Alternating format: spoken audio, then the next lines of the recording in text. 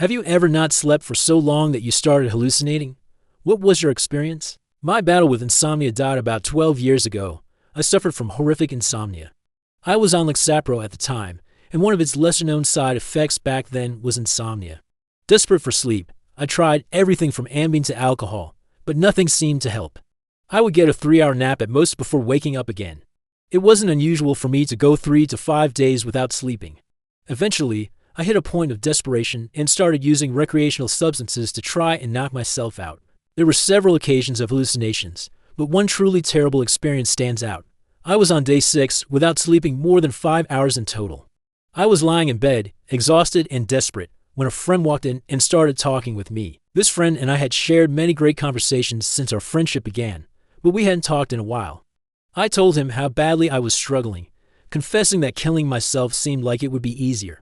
He responded that he had felt the same way many times, but that it was a terrible idea, and reminded me of how badly it had messed up his family diet as we talked. I looked at him more closely and realized he was a bloody mess. The side of his face was torn apart, his jaw ripped open, teeth missing, yet he was speaking to me as if nothing was wrong. The horrifying part, he had been dead for a few years. He had shot himself in his garage after years of substance abuse. And I had just spent 3 hours conversing with a hallucination of my dead friend. This terrifying experience was a wake-up call for me.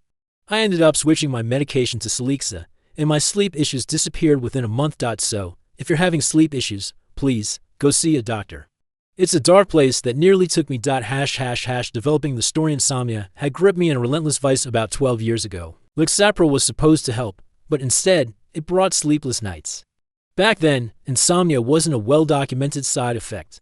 I was desperate, trying everything from Ambien to alcohol just to catch a few hours of sleep. But it was always the same, 3 hours of restless napping, then awake again. I would go for days without proper sleep, teetering on the edge of sanity. Eventually, in my desperation, I turned to recreational substances, hoping they could knock me out. The hallucination started after a few days of no sleep, but one night stands out as the most horrific. I was on day 6, and my body and mind were completely drained. I lay in bed, staring at the ceiling, when a friend walked in. We had shared countless conversations over the years, but it had been a while since we last talked. I poured my heart out to him, telling him how badly I was struggling. I even admitted that killing myself seemed like it would be easier.